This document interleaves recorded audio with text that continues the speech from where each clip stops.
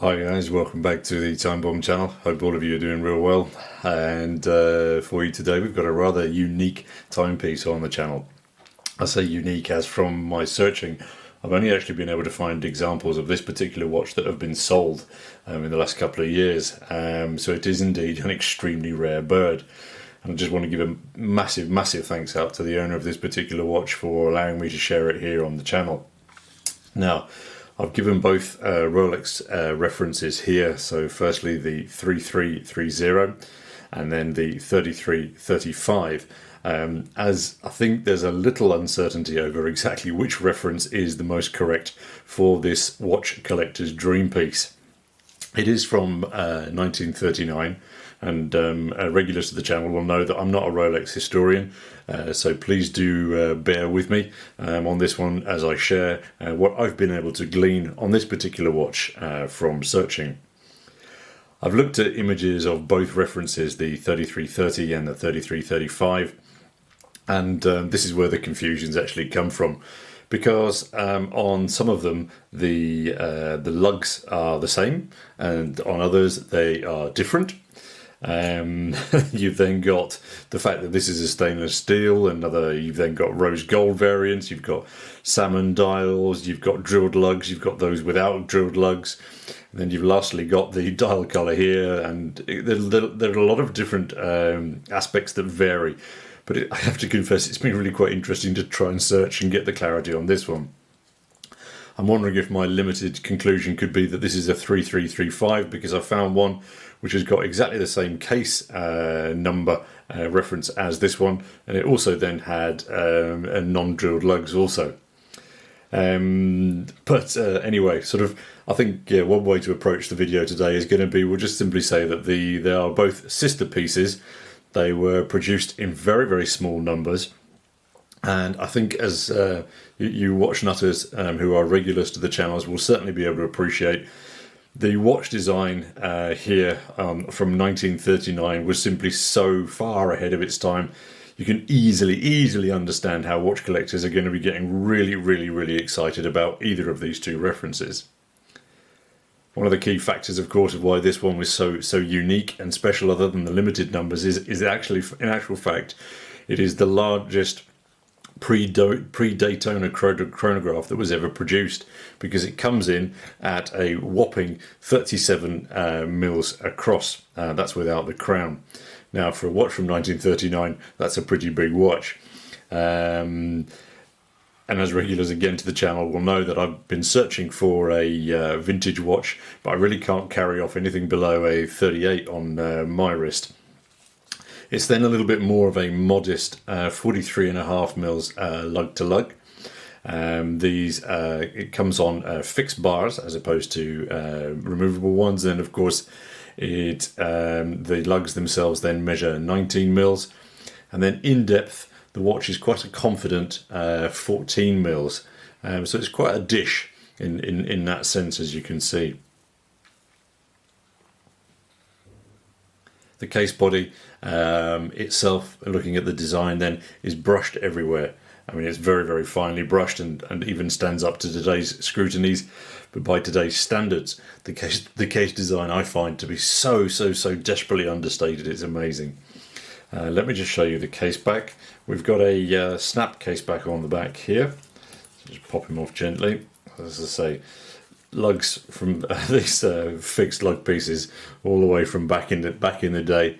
Sorry, I just lost the focus there. Come on, camera, wake up. There we go. Yeah, no, we've lost him again. Come on, that's it.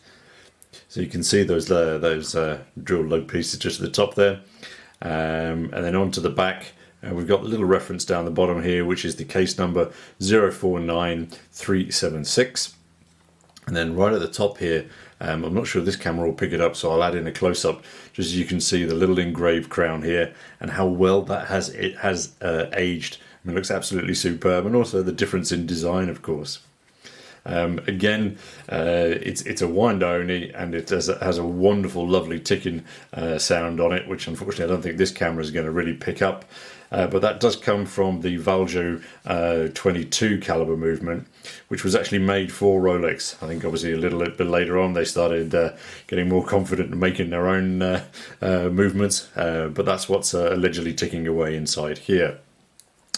I think I have to confess at this point the levels of geekery that really excite me, both having the tachy and telemetric scales on here.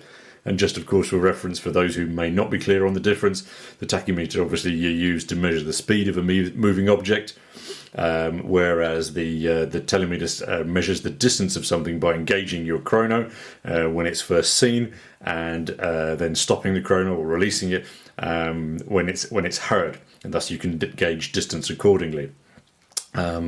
A good example of when you might use something like this would be thunder and lightning.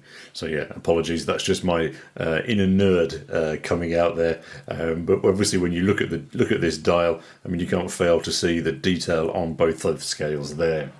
And yes, as you can see, both the chrono is still working beautifully. This watch has not been restored or cleaned up, as you can see, but yeah, lovely soft pressure. Yeah, the bottom one requires just a little bit more, but the top one, as I say, really gentle pressure, and off it starts tricking. And then the bottom one, as I say, just a little bit more positive pressure there. I'm not quite sure what the material up top is. It's quite warm, so I'm doubting it's sapphire, but it's hardly marked up at all. And it has that lovely bubble just off the bezel, as you can see here. And those blued hands here, again, simply stunning for their age. And as you can just see out here in the sunshine, they still shine beautifully. I mean, yeah, just fantastic. You can consider, just keep reminding myself, this is from 1939. The dial in general, I think, just requires a moment to stop and contemplate. I think it's absolutely beautiful, and again, as I said previously, so far ahead of their time when they came up with this. Note also on the dial there, the font that's been used for the Rolex branding, and then of course it's kind of curious that you can see that you only have the 11, 12, and 1 hour markers visible.